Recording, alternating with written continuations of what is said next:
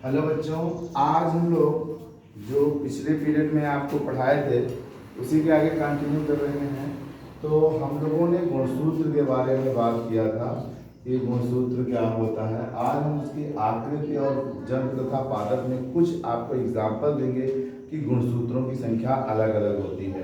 तो बहुत ज़्यादा नहीं, बहुत जीव जंतु हैं। आप कितना करेंगे, 2 4 6 10 का मैं बता दे रहा हूँ, जिसमें जंतु पादप दोनों हैं। ठीक, वैसे आप उसको नेट पर या कहीं पर भी सर्च करके भी दे सकते हैं। अब बात आती है कुछ पादप था जंतुओं में गुणसूत्रों की संख्या क्या होती है। जैसे मनुष्य में ही ले लेते हैं, तो मनुष्य में 23 जोड़ी पाए जाते हैं। अब 23 जोड़ी का क्या होता है, ओपन कर देंगे तो 46 हो गए। जोड़ी क्या है, जैसे कैपिटल टी लिए, ये क्या है, एक जोड़ी है। क्या है, एक जोड़ी है। मतलब दो लक्षण, जब मतलब दो एलिमेंट लिए जाते हैं तो उन्हें हम क्या बोलते हैं, जोड़े में बोलते हैं। तो ये एक जोड़ी हो गई।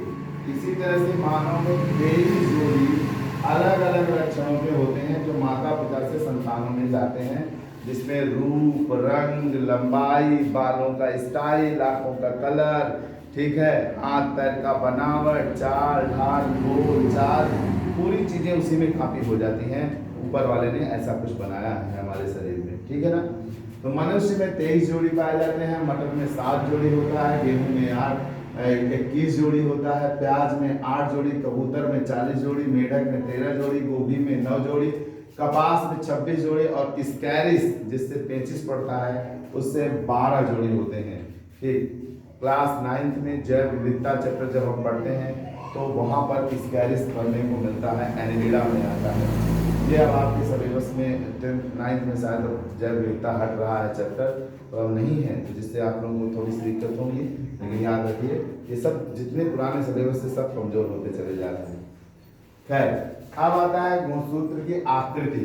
गुणसूत्र की आकृति कैसी होती है। अब कोशिका नहीं दिखती, कोशिका के अंदर केंद्रक होता है और केंद्रक में क्या पाया जाता है, गुणसूत्र पाया जाता है। जब कोशिका ही नहीं दिखती तो केंद्रक इतना छोटा कैसे दिखेगा और केंद्रक में पाया जाने वाला गुणसूत्र कैसे दिखेगा। तो वैज्ञानिकों ने सब कुछ देखा है और उनको बड़े माइक्रोस्कोप में और उनको बताया है कि किस संरचना के होते हैं। तो जैसे जब कोशिका विभाजन की पश्चावस्था आती है तो वहां पर ये सलाकार हो जाता है। सलाकार माने लंबा सा हो जाता है या सर्पिलाकार तंतुमय बन जाता है। कौन, गुणसूत्र।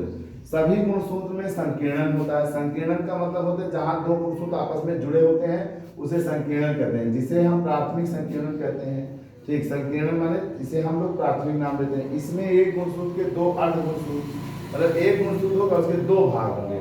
जैसे आप लोगों को मैंने कई बार ऐसे पढ़ाया ना, ऐसे होता है और ऐसे होता है ना, बताया है। ये एक जोड़ी गुणसूत्र, तो जिस जोड़ी पर ये जुड़ते हैं उसी को हम लोग क्या कहते हैं, संकीर्णन। क्या कहते हैं, संकीर्णन। देखिए इन फिगरों में भी बनाया है, मैं और आगे समझाऊंगा।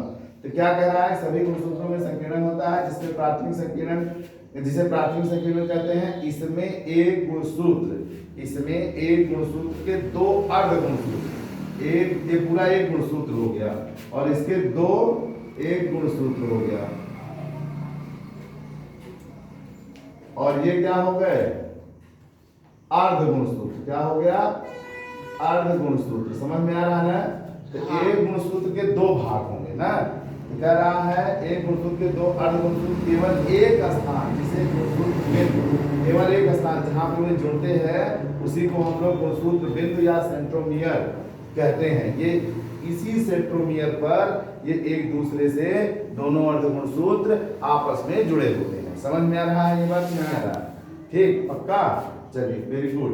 अब देखिए गुणसूत्र बिंदु के कारण प्रत्येक गुणसूत्र के 2 भागों में विभाजित किया। इसी के कारण गुणसूत्र कितने भागों में हो गया था, 2। एक गुणसूत्र 2 भाग, मतलब प्रथम अर्ध भाग और द्वितीय अर्ध भाग। कर सकते हैं, नहीं कर सकते हैं, 2 अर्ध भागों में बढ़ जाता है। ठीक, सेंट्रोमियर की स्थिति के आधार पर गुणसूत्रों को हम निम्न भागों में बांटते हैं।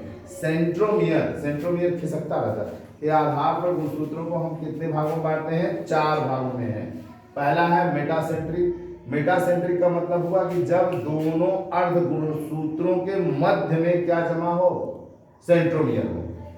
कौन हो, देखिए दोनों बराबर गुणसूत्र है ना, अब बराबर के मध्य में कौन बैठा है, सेंट्रोमियर। तो हम ये कह सकते हैं सेंट्रोमियर गुणसूत्र मध्य में होता है, कह सकते हैं ना। ठीक, सब मेटासेंट्रिक में क्या होता है, सेंट्रोमियर गुणसूत्र के किसी एक छोर व मध्य के बीच में होता है, मतलब एक तरफ रहे लेकिन मध्य से थोड़ा आगे हो जाएगा।